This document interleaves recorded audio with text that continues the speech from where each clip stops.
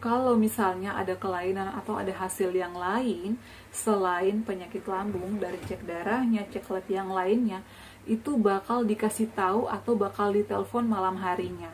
Artinya endoskopinya akan diundur. Jadi beberapa waktu lalu ada yang bertanya, Bun pernah cek darah nggak sih? Nah, jadi di sini aku bakal ngejelaskan lebih detail lagi apa aja yang sudah aku lakukan sampai dengan proses penyembuhan sampai saat ini sebelum endoskopi dan USG. Jadi sebelum kita endoskopi itu kita itu wajib cek lab lengkap ya, termasuk cek.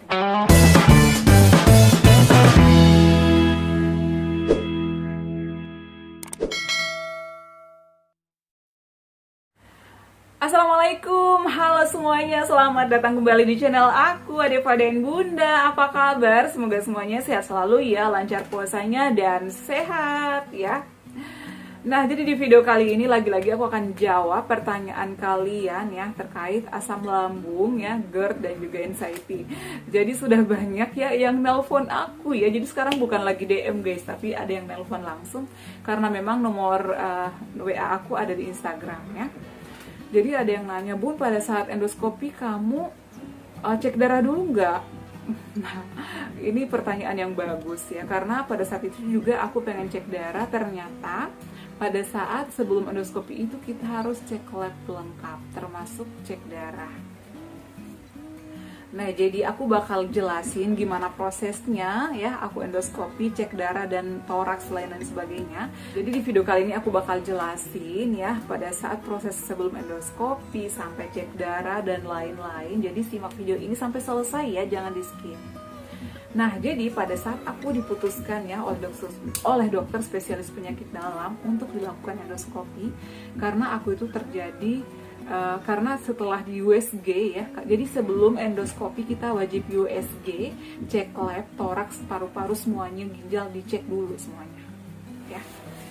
Karena jangan sampai bukan dari lambung doang keluhannya, karena keluhan aku itu adalah perut aku itu perih, kayak banyak gasnya gitu, begah mulu, pengen muntah tapi nggak bisa keluar. Itu adalah keluhan aku, dan itu aku terjadi setelah pada saat vaksin kedua. Emang nggak ada hubungannya sih sama vaksin, tapi aku ngerasain itu mungkin aku pernah telat makan kali ya. Nah, jadi setelah aku konsultasi, aku diputuskan untuk USG lanjut ke endoskopi. Setelah aku USG, dilihat hasilnya dari usus, ginjal, semua isi perut aku dilihat, alhamdulillah semuanya normal ya. Makanya dokter spesialis penyakit dalam yang nanganin aku di Rumah Sakit Hermina Podomoro, karena ada yang nanya juga, Bunda USG dan endoskopi di mana? Aku di Rumah Sakit Hermina Podomoro Jakarta, yang tepatnya di Sunter.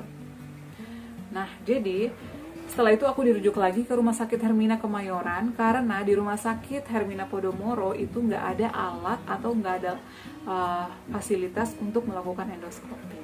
Jadi aku dirujuk ke Rumah Sakit Hermina Kemayoran.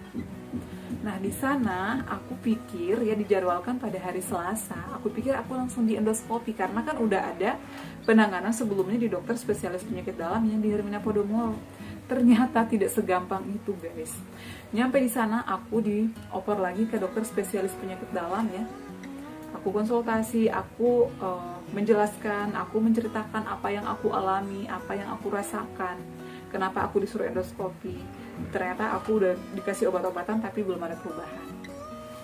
Nah, dokter yang nanganin aku di Rumah Sakit Hermina ini, aku pikir langsung dijadwalkan Selasa depan kamu balik. Aku udah izin ke kantor, aku nggak bakal masuk karena aku bakal endoskopi. Ternyata nggak endoskopi, guys. Aku dipertemukan dulu dengan dokter lagi ya, yang bakalan endoskopi aku. Jadi berbeda dokter yang nanganin aku di Hermina Kemayoran pada saat awal konsultasi dengan yang endoskopi. Jadi yang lebih ahli lagi ya, dokter spesialis penyakit dalam ya. Jadi pada saat hari Selasa itu aku datang ya, aku udah siap segala sesuatunya. Aku pikir bakal dilakukan tindakan nih hari ini. Aku udah siap dan lain-lain sebagainya. Aku udah izin ke suami.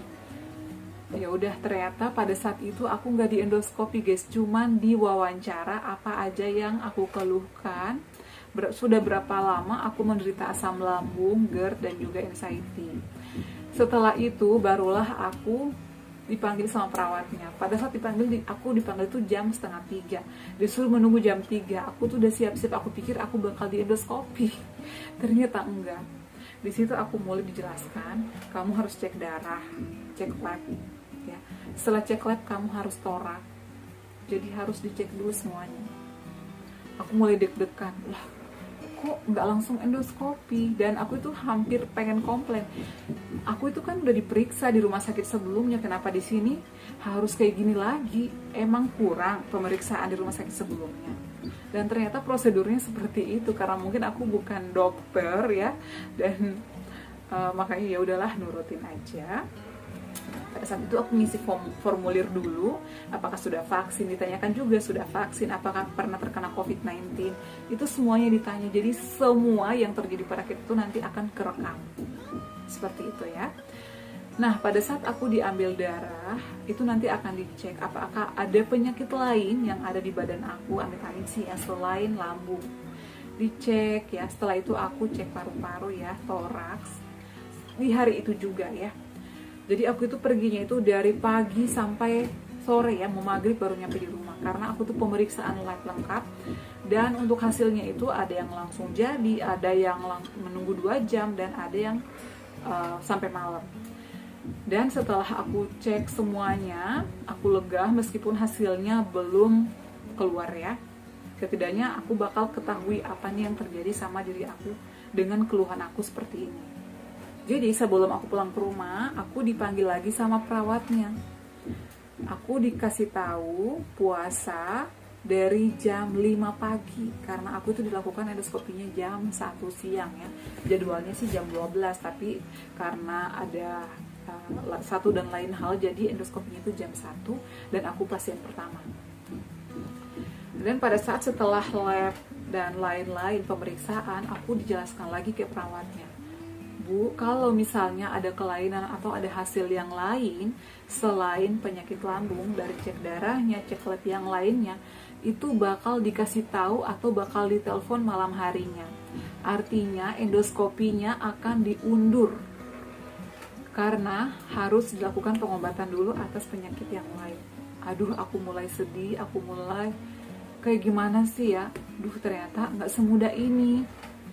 Aku takut, aduh kalau ada penyakit lain berarti aku harus pengobatan lagi nih. Pokoknya lain-lain deh pikiran aku. Iya siap sus, aku gitu ya. Jadi ibu tolong diaktifkan HP-nya sampai malam atau sampai pagi karena nanti bakal ditelepon. Apapun hasilnya, baik itu baik, baik itu misalnya kurang baik, akan dikabarin. Siap sus. Setelah aku pemeriksaan lengkap dan setelah dijelaskan oleh susternya, barulah aku pulang ke rumah. Lega tapi deg-degan menunggu hasil lab, hasil cek darah dan toraks. Pada saat jam setengah 12 malam aku udah tidur, handphone aku mulai bunyi dan aku tuh takut, aduh ini kabar apa sih? Dan aku tahu kalau ini dari rumah sakit karena nomornya itu nomor kantor 021. Aku tahu ini pasti dari Hermina Kemayoran nih. Aku ditelepon. Aku tuh nggak mau ngangkat, tapi bismillah aja. Aku yakin aku sehat ya selain asam lambung. Karena makanan aku emang udah jaga banget ya gitu ya. Setelah aku ditelepon, alhamdulillah semua hasilnya itu normal. Dan aku dijadwalkan untuk endoskopi jadi ya pada saat keesokan harinya di jam 12 siang. Dikabari pada saat itu susternya ya, dan dia itu mengatasnamakan ruang operasi Hermina Kemayoran. Aku kaget dong, lah siapa yang mau operasi? Dalam hati aku, ternyata emang ruang operasi dan ruang endoskopi itu satu lantai. Jadi mengabari aku bahwa hasilnya semuanya normal dan endoskopinya jadi dilakukan pada hari Kamis tanggal 23 September 2021 di jam 12 siang. Dan pada saat itu aku disarankan membawa pendamping suami aku sendiri dan harus melakukan antigen.